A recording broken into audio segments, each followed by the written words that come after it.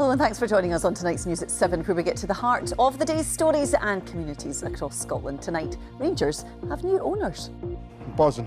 Been a grim few years, but it's exactly what the club needed. So hopefully some good years ahead. We'll have the latest on developments at Ibrox. Also tonight, new research describes the treatment of gypsy travellers in Scotland as cultural genocide. We'll hear from a traveller who's made a podcast about it. And 17 years after the collapse of the Royal Bank of Scotland nearly destroyed the financial markets, the UK government finally sells its remaining shares.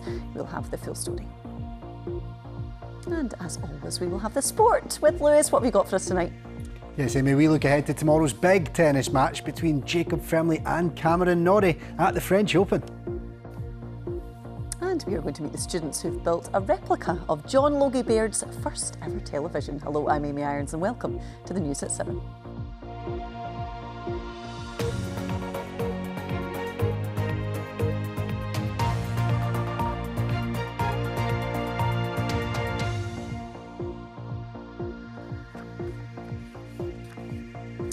It's been an announcement Rangers supporters have been waiting for, and this afternoon it was confirmed the club has new owners. A US-based consortium which includes the investment arm of the San Francisco 49ers and private health tycoon Andrew Kavanagh have bought 51% of the club. £20 million worth of new investment will be made available over the summer. Let's get some reaction then from some fans. It'd be good to see how we can expand on from being a bit of a better team now, hopefully. Get a bit of a better season on us. Absolutely ecstatic. It's about time the club started heading in the right direction. Looking forward to see what happens with hopefully new signings, maybe win some titles. What are your hopes for the club going forward? To build a team that should be the Rangers of old, that are going to be competitive in the league and actually going forward, actually start winning things again. Well, let's chat to our sports news correspondent Chris McLaughlin, who of course has been across this and is at Ibrox for us. Chris, can you tell us a little bit more then just about the individuals, I suppose, who've been involved in this takeover? Yeah, in terms of the man leading the takeover, Andrew Kavanagh, we don't know that much about him. We will be hearing from him later next month after an AGM here. He is, as you mentioned, a private healthcare tycoon in the US. He's not been involved in sport, we believe, in the past. This is his first foray into football, that's for sure. In terms of the man who's going to be his vice chair here, Parag Murat, he is currently the Leeds United chairman. We know that has potential implications in terms of what's known as dual interest, because he has interest in Leeds and now interest in Rangers. There have been discussions with the Scottish FA about that. They've given it the green light. They don't think there seems to be an issue. Now, Parag Murat is the man who leads up the San Francisco 49ers enterprise as part of this consortium. So he says that he's the man who's bringing all the expertise. We don't yet know what Andrew Kavanagh brings other than financial capital, but there are other investors included within this consortium. Those are the two, Andrew Kavanagh and Parag Murat, who will be leading it. There will be others involved as well. We will get more on that, of course, when they do speak to the media, we believe, later next month. And Chris, this comes at what's been a busy time for Rangers in a footballing sense, on and off the pitch. Yeah, it really has. I mean, this is not a surprising day for the Rangers fans because they've known this takeover has been coming for some time. It's still big news, but you're right. There's a huge to-do list for the new consortium, starting with, of course, a new manager, finding a new manager. They will unveil a new sporting director, Kevin Thelwell, we believe, here at the start of next week. My understanding is the club would like to unveil a new manager round about the same time. The names in the frame appear to still be David Ancelotti, the son of the legendary manager Carlo Ancelotti, and the former Rangers player Russell Martin. They do have that budget, of course, £20 million investment coming in, as you say. We believe the majority of that will be going in to rebuilding the squad. It needs rebuilding as well, but clearly the sooner they get a manager in place, the sooner they can get started. Yes, a big to-do list, as you say. Chris McLaughlin at Ibrox, thanks very much. Well, what do you make of the news? Perhaps you are a Rangers fan excited about the potential opportunities ahead. Do let us know. Our email address is on screen for you now. It's news7@bbc.co.uk. Now, a 15-year-old boy is in hospital after he was seriously injured in a stabbing in Glasgow's Shettleston area. Emergency services were called at 10:30 last night and the teenager was transferred to the Queen Elizabeth University Hospital for treatment. Our reporter Hope Webb has more for us. Emergency services were called to Denbeck Street at around 10:30 last night, where they found the teenager. He was then rushed to the Queen Elizabeth University Hospital, where he's now in a stable condition. Police inquiries have now established that 4 individuals, all dressed in dark clothing, were seen to leave the area and head towards Shettleston Roads and then on to Wellshot Road after that. Police say there is not thought to be any wider threat to the community at this time. This is the latest in a series of stabbings involving teenagers in the Central Belt in recent months. Just 2 weeks ago, 16-year-old Caden Moy was killed at Irvine Beach. That same weekend, a 17-year-old boy was stabbed at Portobello Beach in Edinburgh. And in March, Amin Teckley died in the Maryhill area of Glasgow also. As for this incident in Shettleston, officers are now hoping that anyone with any information will come forward. They're particularly interested in CCTV, dashcam or potentially doorbell footage that was taken at the time in the area. It's hoped that can help officers piece together what led to this teenager being seriously injured. Hope Webb reporting there. Now, it's 17 years since the collapse of the Royal Bank of Scotland under Fred Goodwin, which nearly destroyed the world's financial markets. In a massive bailout, the UK government bought up shares in the bank to keep it from going under. The last remaining shares have now finally been sold. David Henderson has the story. It was for a while the biggest bank in the world and the largest company in Scotland, with a vast headquarters here on the edge of Edinburgh. Then, a spectacular crash. The Chancellor, Alistair Darling, got a phone call from RBS warning him they'd almost run out of money.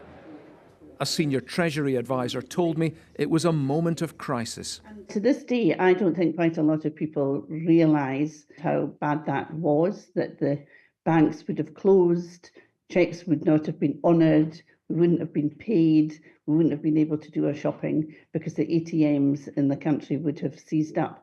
So it was very grim. What followed was a massive bailout for the bank, using tens of billions of pounds of taxpayers' money. In return, the government took a huge stake in RBS, and it's taken 17 years for the last of those shares to finally be sold. At the time, much of the blame was heaped on Chief Executive Sir Fred Goodwin, known to many as Fred the Shred. Something about which I am extremely sorry. He was revered as God's gift to banking. So he believed he could walk on water, and he did some very stupid things, one of which was to buy 28 other banks and financial institutions between NatWest and ABN AMRO, which was the killer blow. And the other thing was to basically lend quite recklessly to a number of different sectors, including private equity. In time, Sir Fred was stripped of his knighthood, but he held on to most of his massive pension, prompting public fury. The RBS Fred Goodwin left behind had to be totally restructured, with a mass sell-off of its assets and its global workforce reduced by more than 100,000 people. These days, it's just another high street bank, and it's part of the NatWest Group. The price of that RBS bailout is now clear and colossal, with taxpayers losing over £10 billion. But at last, a costly, painful chapter in the story of this bank has reached its end. David Henderson, reporting Scotland. Thanks for joining us on tonight's News at 7. We have more in the programme for you, including we are going to meet the students who have built a replica of John Logie Baird's first television set. It's been the sunniest spring since records began, and is spring going to end on a sunny note? Find out at the end of the programme.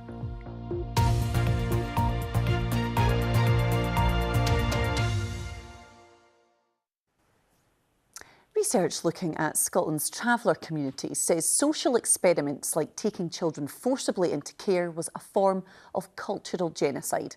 It suggests that a number of state-sponsored schemes during the 19th and 20th centuries tried to remove travellers from their life on the road and into permanent settlements. The research was commissioned by the Scottish Government, who say they recognise the adverse effects these policies have had and is working on a response. Well, a BBC team found the report as part of a podcast investigation. I spoke to David Donaldson, who presents the podcast and is from the traveller community. So what we found was a relationship between the church and the state that was grounded in racial policy and led to the forced removal of hundreds, if not thousands, of gypsy traveller children from their families and from their culture. We even found allegations of forced migration abroad. We found evidence of these children being placed in religious institutions and third sector institutions. And really what we found was a fragmentation of the gypsy traveller community and culture throughout the late 19th and into the 20th century that led to trauma, and it led to many families being broken apart and shattered. I know, Davy, you've spoken to so many Scottish travellers as part of the podcast. How does the research then that we've heard today from the independent academics who've been involved in this report at St Andrews University, how does this report feed into then the experiences of those travellers that you've spoken to for your series? So what the report really done was it allowed us to show in writing that this was premeditated, that there was intent, and in the words of the report, that this could be classified as cultural genocide, which was a really strong finding and something that we were really glad to be able to add to the witness testimonies and the survivors' lived experiences that we'd been recording. You know, one of the people who I spoke to throughout the podcast and features quite heavily, she's never even seen a photo of her mum. You know, and I can't imagine how that must feel. And now knowing that that was an intentional act between the state and the church, that must be difficult to swallow. You know, what went wrong? And I think that's the question that the team behind this podcast are asking now, you know, is what will happen next? Well, that was going to be my next question as well, Davy, just in terms of what do the traveller community really need to see? Because the academics involved in the report certainly have said that there should be an apology and compensation. Would that help? What do you think needs to happen? Do I think an apology would fix everything? I don't know if I'm the right person to answer that question. But what I would say is I think listening to the podcast, making yourself, whether you're a politician or just part of the general public, making yourself aware of the historical abuse of gypsy travellers in our society is a start. It was a powerful moment when you're sitting across from someone and interviewing them about something that they've never felt comfortable to talk about before. I mean, one lady in our podcast, her mum is passing away, and her mum only now started to feel confident to talk about her gypsy traveller identity. She'd been removed as a child and placed in a religious institution, the same religious institution that my granny was placed in, and it had been literally, in the words of her daughter, beaten out of her culture. She'd been disallowed to speak her language, she'd faced horrific abuse, and only now has she been able to speak about that. David Donaldson there, and you can find his podcast, The Cruelty Stolen Generations, on the BBC Sounds app. Let's get a round up all the stories making the BBC News app in Scotland today. A 76-year-old passenger who was killed in a crash near Gatehouse of Fleet on Wednesday has been named as Judith Malloy. Her family say they're devastated. A climber who fell 50 feet from a mountain on the Isle of Skye has been rescued. The man was airlifted to hospital in Inverness and has since been discharged. Rail passengers have been told to plan ahead with train services on the Far North Line to Wick and Thurso stopping for most of June.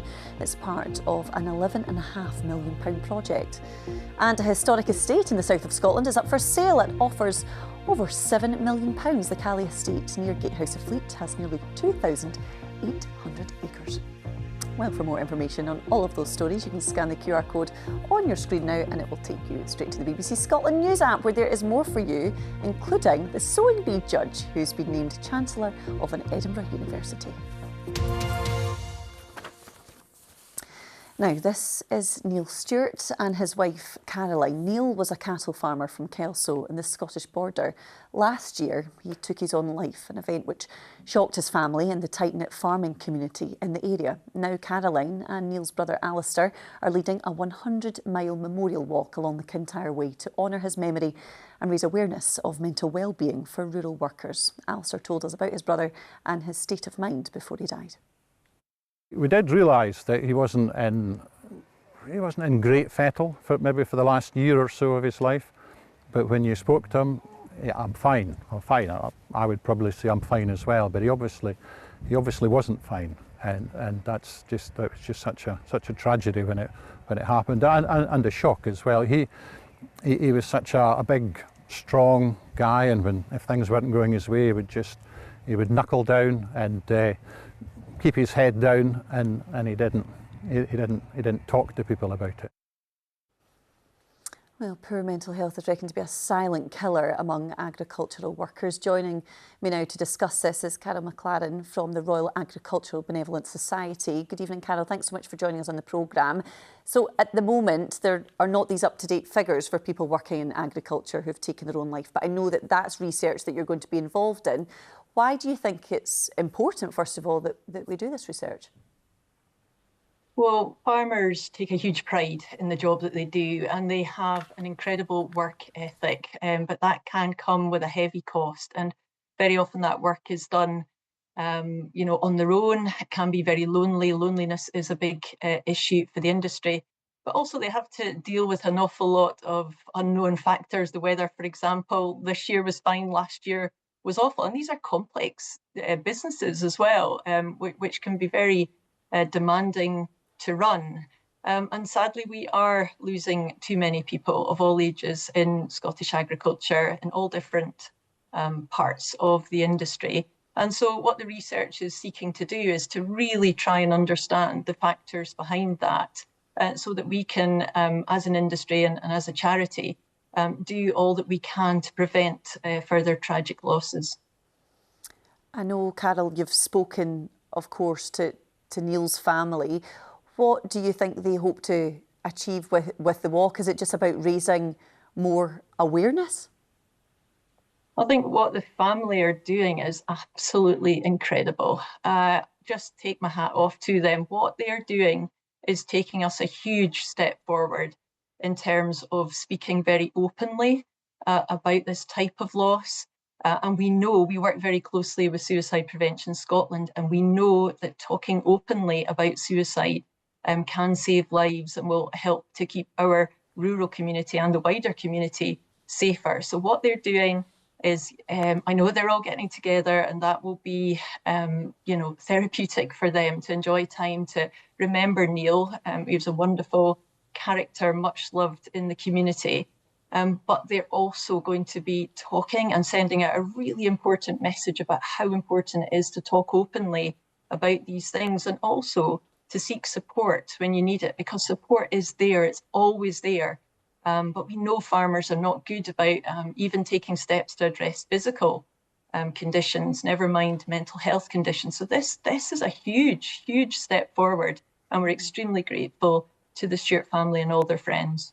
Yeah, it's just so important, and no doubt will reach a lot of people, Carol. Are you seeing, I know through your organisation, that the help that you offer, are you seeing more farmers reaching out for help? I know you'll never be able to get to absolutely everyone, but are you seeing more people reaching out the more we are discussing it? I mean, yes, and that makes us feel very hopeful about the future. So we have a 24-hour helpline, but we also offer free counselling, and we're seeing unprecedented demand for that free counselling. And that's really encouraging. And the other thing that we're doing and getting strong demand for is mental health first aid training for the people who work in the agricultural community with farmers, so people on the front line effectively, so that they know what to say and what to do and how to signpost on for more support. And when they come across someone who was struggling, because in the past, sadly, people tended to back away from these difficult situations, concerned, understandably, they might make things worse. Where what we need people to do is actually step forward and say, I'm listening, I'm here, speak to me. Exactly. Carol, really important message. Carol McLaren, thank you so much for joining us on the programme and discussing such a really important subject. Thank you. Details of organisations offering information and support with mental health and agriculture are available at bbc.co.uk/actionline.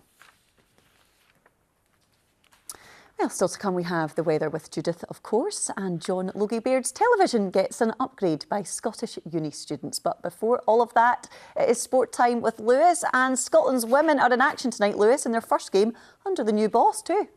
They certainly are, Amy. Kick-off fast approaching indeed. Yes, good evening. A new era for the Scotland women's national team gets underway at Hampden this evening when Melissa Andreatta takes charge for the first time. Scotland have lost all 4 of their Nations League A matches, but they can keep alive their chances of staying in the competition's top tier by beating Austria by 2 goals before heading to play the Netherlands on Tuesday.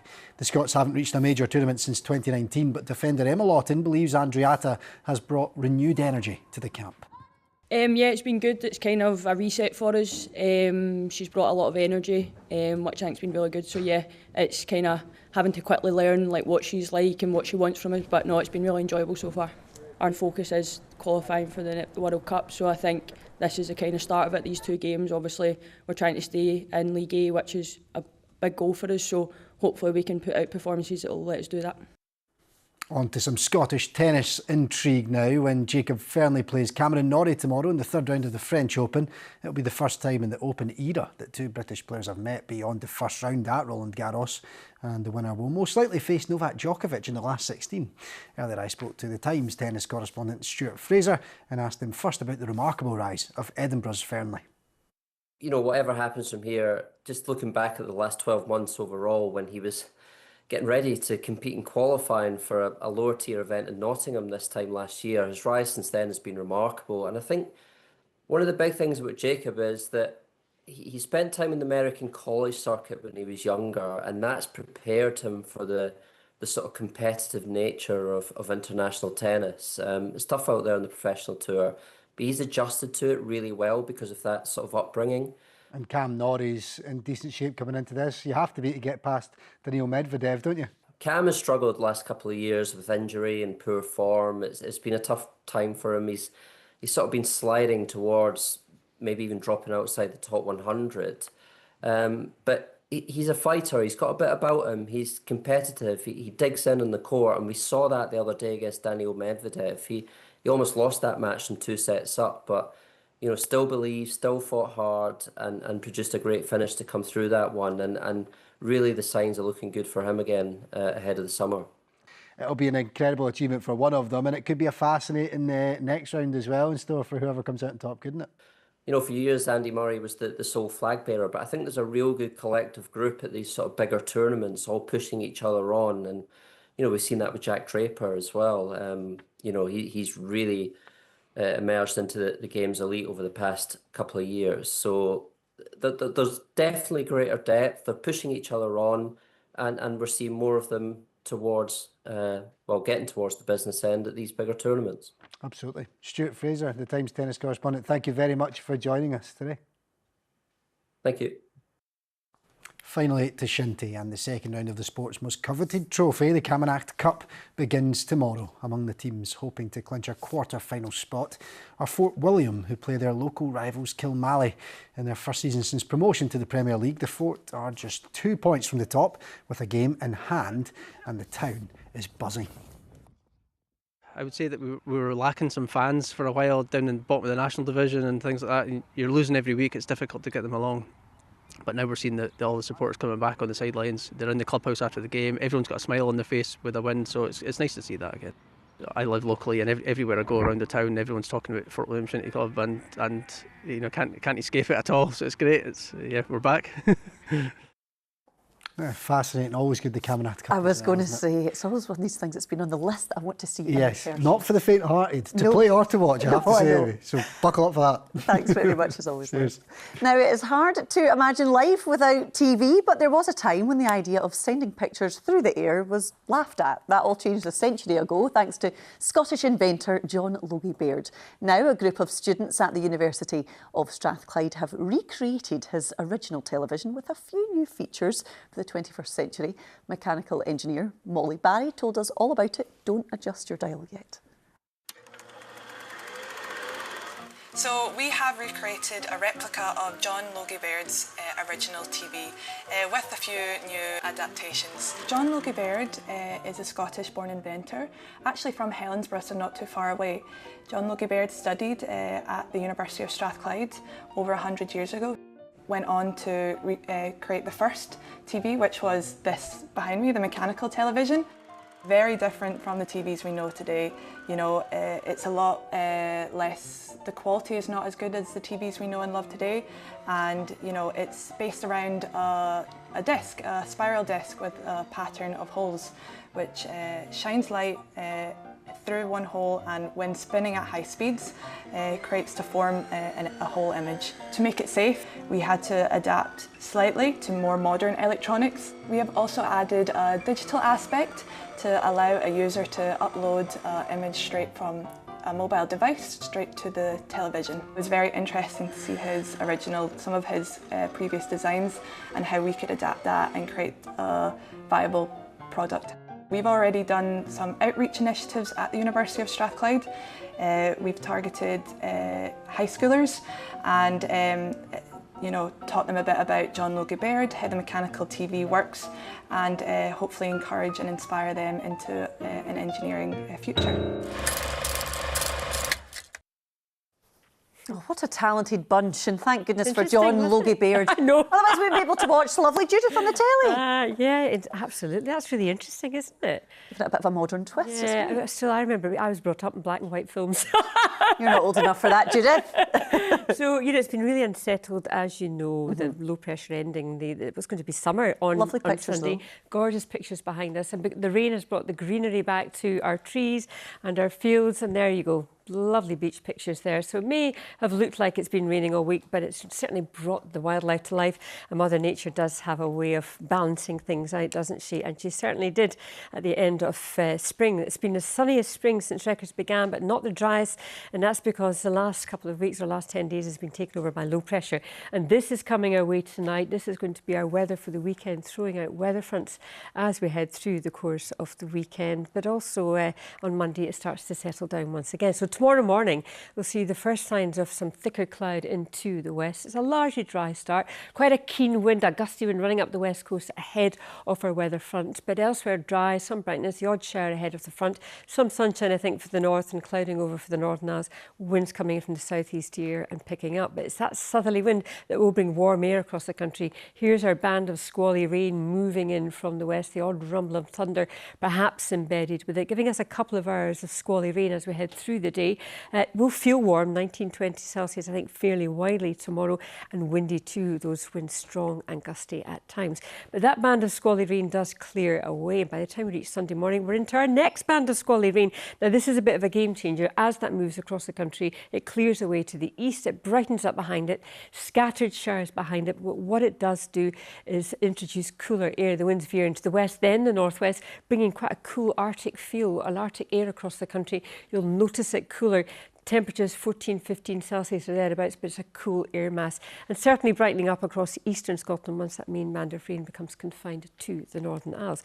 So as we head into the new week, a ridge of high pressure on Monday, but this is coming our way for Tuesday and Wednesday, so more rain in the forecast. But saying that, Monday starts off largely dry, fairly cloudy in the north, some early sunshine for the south, and these, to all intents and purposes, not a bad day at all. Lighter winds, and temperature-wise, we're looking at highs generally of around about 14 or 15 Celsius. Still a cool feel to things, maybe a 16 for further east and south, but generally it's dry, just a bit more in the way of cloud pulling in, and this coming our way on Tuesday. That's your forecast.